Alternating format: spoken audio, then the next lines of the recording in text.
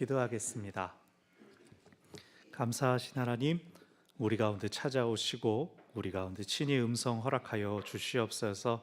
우리 모두가 한 마음과 한 영으로 주님을 알게 되고 또 주님께 저희의 마음을 올려드리게 하여 주시옵소서. 예수님의 이름으로 기도합니다. 아멘. 신학대학원 입시를 위해 성경을 공부할 때 무조건 이제 딸딸 외우는 게 아니라 공부하는 몇 가지 방법들, 장치들이 있는데 그 중에 복음서 어디에 이 사건이 나오는가를 외우는 장제목 구구단이라는 게 있습니다. 진짜로 곱하는 게 아니라 2, 5, 10 숫자를 나란히 얘기해서 마태복음, 마가복음, 누가복음 각자 몇 장에 나온다.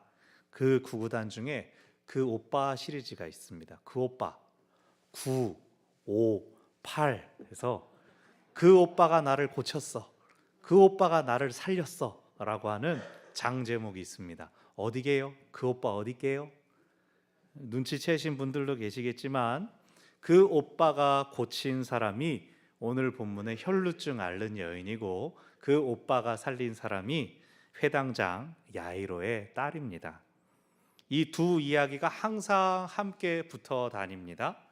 여인은 혈루증을 12년 동안 앓고 있었고 회당장 야이로의 딸은 12살이 되었습니다. 12라는 숫자로 공통된 부분이 있기도 합니다. 그래서 그 오빠가 고쳤네 살렸네 그러지만 사실상 두 이야기는 하나의 맥락에서 이해됩니다. 오늘 우리도 이 말씀을 통하여서 우리를 고치시고 살리시는 세상에서 제일 멋진 예수 오빠 만나시기를 바랍니다. 아멘.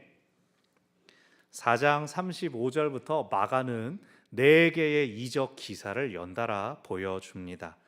제일 먼저 4장에서 제자들과 함께 갈릴리 바다를 건너시던 중에 큰 풍랑과 파도를 만나시고 그것을 잠잠케 하신 이야기가 나옵니다. 이것은 제자들로 하여금 예수님을 신적인 권위를 가지신 분 하나님의 아들임을 깨닫게 하시는, 인정하게 하시는 것이면서 참으로 예수님은 온 천지 자연을 복종하게 하실 수 있는 분임을 드러내는 것입니다. 예수님은 태초부터 삼위일체 하나님으로 함께 계시며 하나님의 창조 사역에도 동참하셨습니다. 그러니 예수님께서 자연에 대해 명령하시는 것은 당연한 것입니다. 그러나 제자들은 자기 눈에 보이는 바로 앞에 계신 인간 예수님만을 알고 있었습니다. 온종일 말씀을 전하시고 아픈 사람들을 고쳐주시느라 피곤한 예수님께서 자, 갈릴리 바다 건너편으로 가자, 나는 좀 쉬고 있겠다라고 했을 때 제자들 중에 태반이 어부 출신이니 선생님 걱정 마십시오, 푹 주무시고 깨어나면 건너편에 도착해 있을 겁니다. 자신만만했을 것입니다. 그런데 밤사이 그 갈릴리를 건너는 중에 큰 바람이 불기 시작했습니다. 여러분 많이 아시는 것처럼 갈릴리 바다라고 부르지만 사실은 호수죠. 너무나 커서 수평선을 볼 수 있을 정도로 커다란 호수라서 바다라고 불렀습니다. 이게 너무나 넓고 주변에 가리는 것이 없으니까 바람이 불면 마치 그 호수의 물결이 바다가 파도치는 것처럼, 그래서 호숫가에는 마치 파도처럼 물살이 밀려온다라고 하죠. 마찬가지로 바다에서 풍랑 이는 것처럼 파도가 칠 때가 있습니다. 그 자신만만한 제자들이 이거는 도저히 우리의 손으로 빠져나갈 수가 없다. 야, 큰일 났다. 얼른 선생님 깨워봐라. 그래서 예수님을 깨우면서 적반하장으로 이렇게 말합니다. 선생님, 우리가 죽게 된 것을 돌아보지 않으십니까? 자기들이 뱃사람이고 자기들이 풍랑을 넘겨야지. 예수님 괜찮으세요? 정신 차리세요. 우리 큰일 났어요. 이렇게 얘기하는 게 아니라 아이 선생님 왜 우리를 안 돌아보세요? 라고 하면서 예수님을 깨웠습니다. 깨어나신 예수님은 잠잠하라 라는 말씀으로 바람과 풍랑을 순식간에 가라앉히시고 제자들을 향하여 야, 이 믿음이 없는 녀석들아 꾸짖으셨습니다. 제자들에게 어떤 상황에서라도 믿음을 잃지 말아야 할 것을 가르쳐 주셨습니다.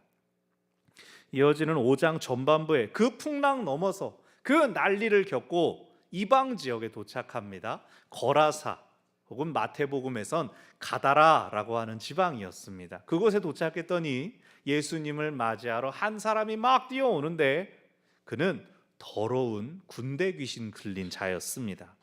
가족들도 마을 사람들도 그가 귀신 들림으로 갖게 된 괴력을 무서워하여서 그를 거부했습니다. 그를 거절했습니다. 그가 도저히 우리와 어울려 살 수 없다, 우리에게 피해를 끼쳐서는 안 된다라고 하니까 그 사람을 쇠사슬로 묶어서 무덤가에다 던져두었습니다. 혹은 그 무덤의 한 입주민이 되기를 바랐을지도 모릅니다. 그가 가진 괴력으로 그 쇠사슬을 끊어버렸습니다. 밤낮 산에서 소리치며 돌로 자신의 몸을 해쳤습니다. 옷은 원래 형체를 알아볼 수 없이 다 갈기갈기 벌거벗은 흡사 짐승과도 같은 그 모습으로 그는 그렇게 사람들에게 두려움의 대상 혹은 외면의 대상이 되었습니다. 그가 돌로 자신을 자해하는 것은 어떤 학자들에 의하면 그 몸에 들린 군대의 귀신이 서로 자기가 대장이 되겠다고 서로 자신을 때리게 만드는 그러한 악한 일이었다라고 봅니다. 결과적으로 그 곁에 하나님의 형상을 입은 존귀한 인간이 그 인간성을 훼손당하고 있는 것, 그것이 겉에 드러났습니다. 예수님은 그 한 사람을 위하여 제자들과 갈릴리를 건너가셔서 그 귀신을 내쫓아 주셨습니다. 이 사건은 예수님께서 영적 존재들, 눈에 보이지 않는 귀신들에 대해서도 명령하는 권세가 있으시다는 것을 드러내는 것이었습니다. 그래서 처음에 두 개의 이적은 자연과 귀신을 다스리시고 그들에게 명령하실 수 있는 주님을 보여줍니다. 그리고 오늘 이어지는 두 개의 이적 기사는 가장 사랑하시는 사람들, 그들에게 가장 소중한 순간, 바로 생명을 어떻게 지키시고 살리시고 구원하시는지를 보여줍니다. 하나님은 우리의 삶에 관심이 많으십니다. 하나님은 우리 삶에서 하나님이 우리를 얼마나 사랑하시는지를 알려주기를 원하십니다. 하나님께서 천지를 왜 창조하셨게요? 거기 사람들을 살라고 지으신 겁니다.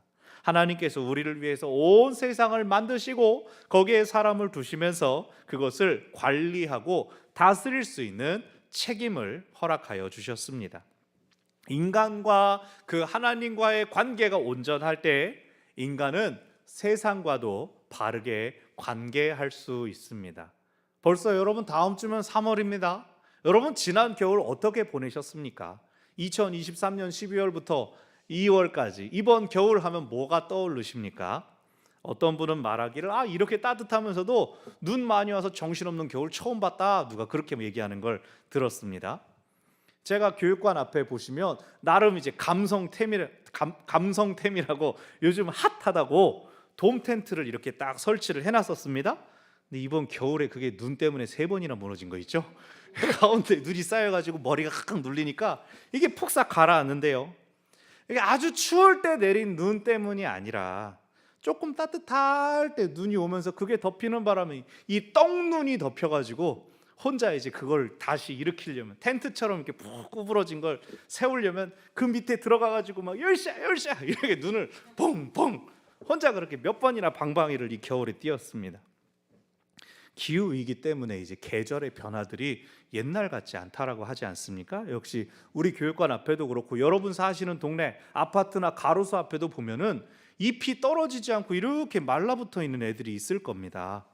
제때 단풍이 들고 그 에너지를 다 소진하고 이제 떨어졌어야 됐는데 갑자기 추워졌다가 따뜻했다가 이걸 반복하면서 나무들이 이게 단풍의 때인지 아직 여름의 때인지 오락가락한 겁니다. 그래서 이게 지금 고민입니다. 저 앞에 저 아름다운 단풍, 저 마른 잎 붙어 있는 걸 털어 버려야 새 순이 나는 건가?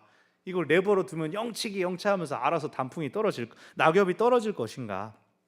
이것은요, 하나님과의 관계가, 인간이 하나님과의 관계가 어그러졌기 때문에 이 세상까지도 신음하고 있는 그런 모습입니다. 우리에게 더 많은 경고와 메시지들이 들려지고 보여지고 있는 것입니다.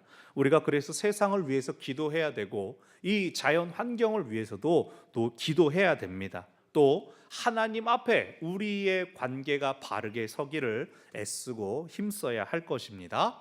다시 본문으로 돌아가면 하나님께서 그 사랑하시는 사람들이 고통 중에 있습니다. 무리들이 예수님께서 다시 가버나움으로 돌아오시는 것을 보시고 우리 예수님 돌아왔다, 빨리 예수님께 나아가자, 예수님 앞에 나의 병을 고쳐주세요, 나를 만져주세요, 나의 힘든 것을 들어주세요 라고 주님께 몰려들었습니다.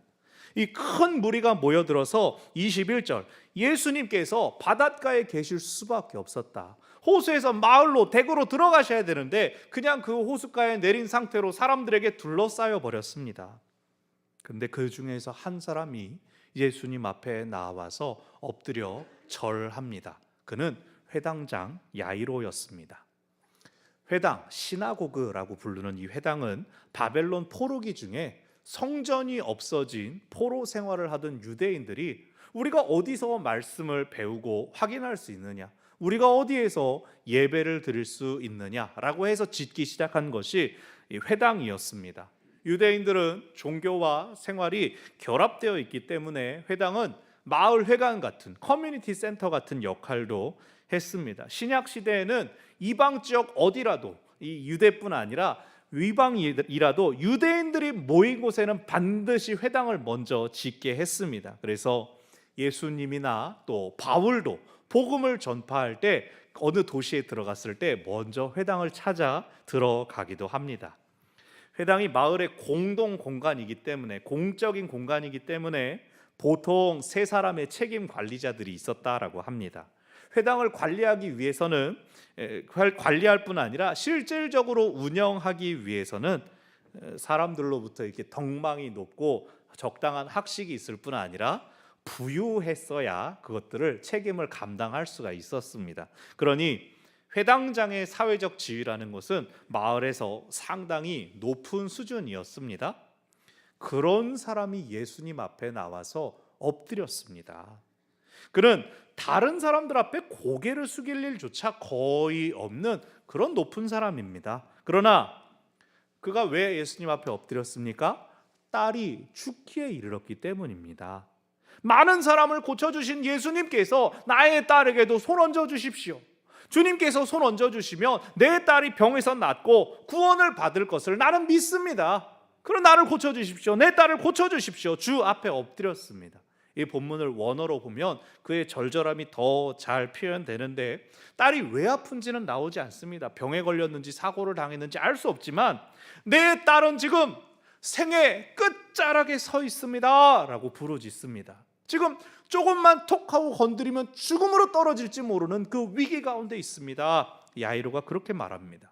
누가복음에서는 그냥 딸이라고 하는 것이 아니라 헬라어로 모노게네스, 외동딸, 무남동녀라고 이야기를 합니다. 딸의 나이가 12살이라고 처음에 말씀드렸죠. 유대인 기준으로 12살은 무슨 뜻이냐면 이제 내일 모레는 어른이 되는 겁니다. 이제 아이의 시절 다 지나고 12살에 성인식하고 나면 시집장가도 갈 수 있는, 한 사람으로 이제 떠나보낼 준비를 하는 그러한 나이입니다. 그러나 세상 기준으로는 다 키웠네 해도 부모 나이로는 12살이고 102살이고 소중한 딸 아닙니까? 보통 예수님께서 사람들을 고쳐주실 때 시몬 베드로의 장모의 경우를 제외하고, 그때는 시몬 베드로의 집에 들어가서 장모에게 손을 얹어 고쳐주셨지만 대부분 무리들 중에 병자들이 예수님께 나와서 고침을 받았습니다. 그러나 회당장 야이로의 딸은 꼼짝할 수도 없는 상황이었기에 예수님을 우리 집으로 모셔가야겠다, 우리 집에 함께 와주십시오, 그 앞에 엎드렸습니다. 예수님은 그의 믿음을 보시고 그와 함께 가기로 했습니다. 그 자리에 모여있는 무리들도 우리가 존경하는 회당장 야이로의 딸을 살리는 것이 우선이지, 우리 다 같이 그리로 갑시다, 그리고 나머지 사람은 거기서 순서대로 예수님께 나갑시다 합의를 했을 겁니다. 마음은 급한데 많은 사람들이 이동을 하려니 빠르지가 않을 겁니다. 근데 갑자기 마가는 웬 여인을 소개합니다. 한 여인이 12년 동안 혈루증, 몸에 하혈이 멈추지 않아서 고통받고 있었더라. 갑자기 이야기를 끌고 옵니다. 이 여인이 병을 고치기 위하여 많은 의사들을 만났지만 그들로부터 얻어진 건 건강이 아니었다. 괴로움이 더할 뿐이었다. 재물은 다 써지고 건강은 더 나빠지기만 하였다. 이 여인도 12해를 고통받았다고 하는데 12년이라는 문자적인 숫자이기도 하지만 이 완전수입니다. 이 여인이 할 수 있는 건 다 하고 고통에 지금 최고조에 이르렀다. 이 여인에게도 소망이 남지 않았다라는 뜻입니다. 그런데 그 여인이 예수님에 대해서 들은 것입니다. 여인이 하혈을 하면 율법은 부정하다라고 말을 합니다. 그래서 그녀가 접촉하면 다른 것도 부정해진다라고 말을 하지만 사실 율법에서 여인이 월경이나 출산 때문에 출혈이 있을 때에 그녀의 건강을 잘 보존할 수 있도록, 그녀가 위생적인 상황 안에 머물러 있을 수 있도록 부정하다라고 한 것입니다. 그 여인 부정하니까 손대지 말아라, 집안일 하지 말아라, 밖에 불러내서 심부름 시키지 말아라 라고 여성을 보호하기 위한 조치로 율법에서 부정을 이야기한 것입니다. 그러나 예수님 당시에 생명 살리는 일, 병 고치는 일조차도 안식일 규정으로 비판했던 사람들이 있었던 것처럼 지금 이 여인도 율법에 의하면 무조건 부정한 사람이기 때문에 집 밖으로 나갈 수도 없고 다른 사람을 만날 수도 없이 홀로 그렇게 버텨야 했습니다. 그런 그녀가 도저히 예수님을 놓칠 수가 없어서 무리 중으로 뛰어 들어갔습니다. 무리 가운데 자신을 내던진 것입니다. 생각해 보십시오. 밖에 나가질 않으니까 햇빛을 보지 못하고 또 몸에선 피가 계속 빠져나가니까 혈색이 창백해진 여인이 혹시 누가 자신을 알아볼까 봐 꽁꽁 싸매고 얼굴을 가리고 수많은 사람들, 그 무리들에게 이리저리 치면서도 예수님께로 더 가까이 나가는 모습 생각해 보십시오. 앞서 처음 말씀드렸던 첫 번째 이적, 예수님과 제자들이 풍랑 가운데 휩쓸리고 흔들렸던 것처럼 이 여인도 어쩌면 그 무리들에 의해서, 어쩌면이 아니라 당연히 몇 번이고 밀쳐지고 넘어질 뻔한 순간들이 있었을 겁니다. 그럼에도 그녀가 오직 집중했던 것은 주님의 옷자락만 만져도 병이 나으리라, 구원을 얻으리라, 그 믿음이 그녀를 붙들고 갔습니다. 그 믿음으로 주님의 뒤를 따라잡았습니다. 드디어 주님의 옷에 손을 댔습니다. 그 순간 몸에서 하혈이 그친 것이 느껴졌습니다. 세상에. 그런데 예수님도 느끼셨습니다. 걸음을 멈추시고 갑자기 주변을 돌아보십니다. 지금 한시가 급한데, 바쁜데 예수님 누구냐? 방금 누가 날 밀었다. 누가 나를 만졌느냐? 마음이 급한 지금 회당장 야이로와 또 둘러싸고 밀치던 회중들이 다 어리둥절합니다. 제자들이 말합니다. 예수님, 여기 안 밀친 사람 손 들어보라 그러세요. 이렇게 사람들이 많은데 지금 누가 밀쳤냐고, 그걸 어떻게 얘기합니까? 이 여인은 병이 나았습니다. 믿음의 응답 받았습니다. 근데 내가 지금 제가 했어요 말하는 게 이게 잘하는 짓인가 혼란스럽습니다. 왜요?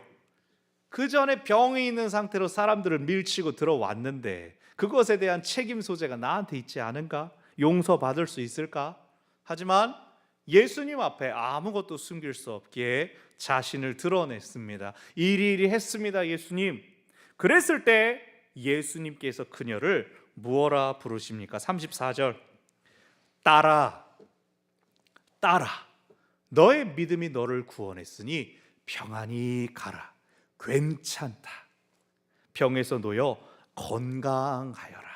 축복해 주십니다. 보내주십니다. 예수님이 그러셨으니 다른 누가 그녀의 허물을 잡을 수가 없었습니다.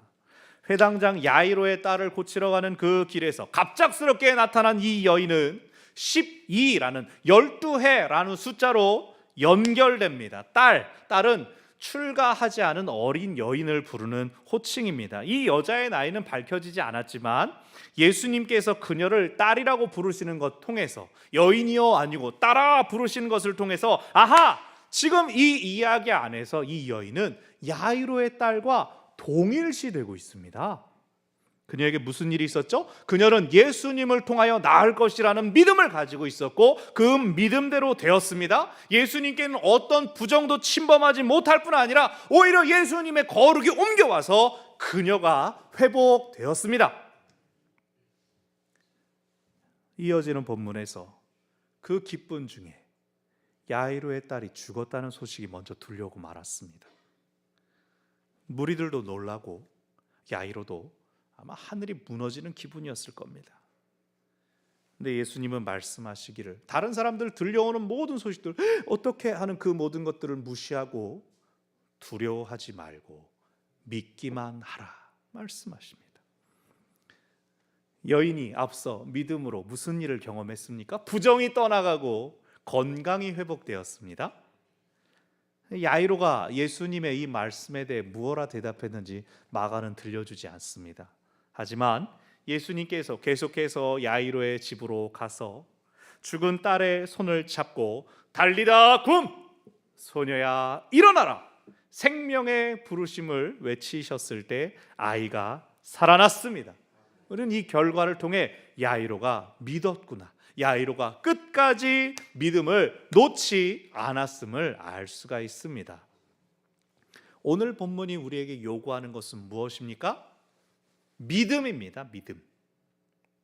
예수님께서 혈루증 고쳐진 여자의 믿음을 칭찬하셨고 야이로에게도 믿기만 하라 말씀하셨습니다. 그러나 그 믿음은 막연히 예수님 고치겠지 뭐, 살아나겠지, 그런 믿음이 아닙니다. 정확히 어떤 믿음이었습니까? 여인의 믿음은 자신을 무리 중으로 밀어넣는, 내던지는 그런 믿음이었습니다. 옷자락 만졌는데 소용없으면 어떡하지?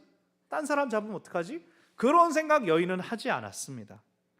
예수님을 멈춰 세우는 것은 내가 할 수 있는 일이 아니야. 나는 그저 옷자락만 만질 수 있다면 그것으로 충분할 거야. 자기 집에 비싼 돈 들여서 의사들 부르는 것 외에 누구도 만날 수 없었고 부정 때문에 누구와도 접촉하지 못한 지 12년째 해. 그녀는 예수님께 나아가기 위하여 인파 속으로 무리 중에 뛰어들기로 했습니다. 중간에 가다가 발각되면, 예수님께 도착하지도 않았는데 먼저 발각되면 그녀는 부정을 전파한 사람이기 때문에 돌에 맞아 죽을지도 모릅니다. 그럼에도 나에게는 예수님이 필요하다, 예수님이 나를 낫게 하신다, 그것이 그녀의 믿음이었습니다. 회당장 야이로는 어떻습니까? 야이로는 혈루증 앓던 여인과는 완전 반대되는 처지입니다. 모두가 그를 존경하고 잔치자리 있으면 상석에 모시려고 하는 게 야이로였습니다. 그런 그가 자기 외동딸을 위하여 자신의 지위, 명예, 자존심 모든 것을 길바닥에 내려놓았습니다. 그렇게 예수님 모시고 한참 빨리 집에 가야 되는데 갑자기 튀어나온 여자 때문에 지체가 됩니다. 부정한 여인이 예수님을 만지려고 했다고? 이 회당장이 가지고 있는 지식, 보기에 얼마나 괘씸한 일입니까? 그런데 이 여자가 나았다고요? 치유가 일어났다고요? 깨끗게 되었다고요? 그럼 내 딸도 분명히 낫겠군요. 예수님 갑시다! 근데 거기에 부고가 들려와 버린 겁니다. 아주 피가 거꾸로 솟거나 아니면 세상이 무너져 내리거나 아니면 둘 다일 수도 있습니다. 어떻게 그 마음을 헤아릴 수가 있겠습니까? 그런 그를 예수님께서 일으켜 세우십니다. 두려워하지 말고 믿기만 하라. 무엇을 믿습니까? 여러분, 마가복음에서 여태까지 쭉 살펴볼 때 예수님이 누구 살린다는 거 본 적 없습니다. 예수님은 원래 죽었다 깨어났다 하시는 분이야. 그렇지 않습니다. 무엇을 믿습니까? 나를 붙잡아 주시는 분, 지금 내 곁에 계시는 분, 나와 함께 나의 집으로 가고 계신 분, 예수님을 믿을 수밖에 없습니다. 예수님밖에 믿을 이가 없었습니다. 여인이 믿음으로 병에서 나았던 것처럼 야이로도 다시 살아난 딸을 안을 수 있게 되었습니다.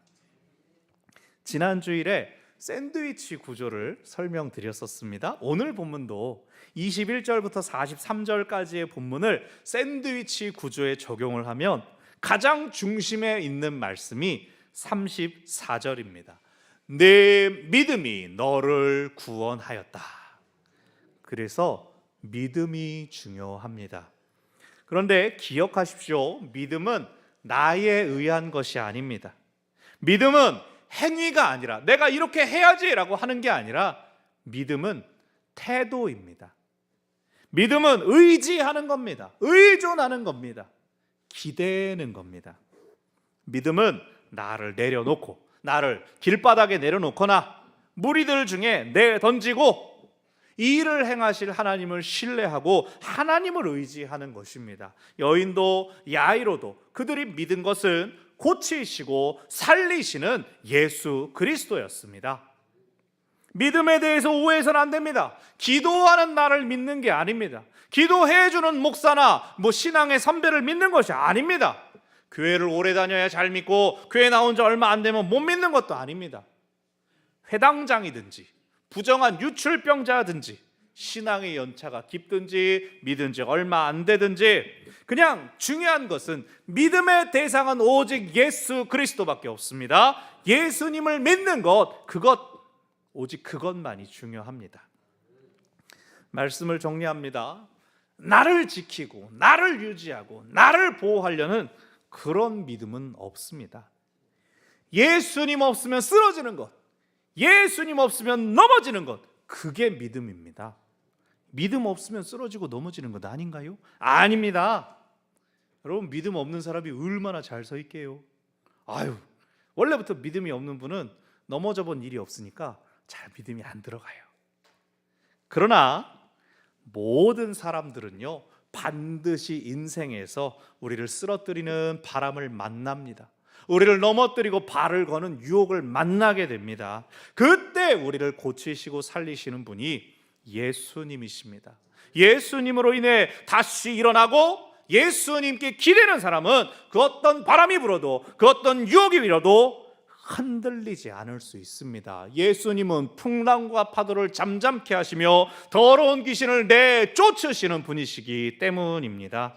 예수님은 우리를 정결케 하시며 예수님은 죽음의 권세를 물리치십니다.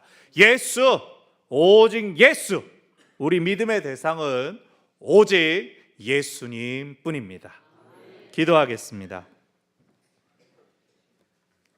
고마우신 하나님, 주님께서 우리를 고치시고 주님께서 우리를 살리십니다. 주님의 능력 의지하여서 오늘도 예배의 자리 나와 말씀의 도전을 받았습니다. 참으로 우리도 주께서 고치시고 주께서 살리시기를 간절히 원합니다. 저희들의 부르짖음에 응답하여 주시고 생명 허락하여 주시옵소서. 예수님의 이름으로 기도합니다.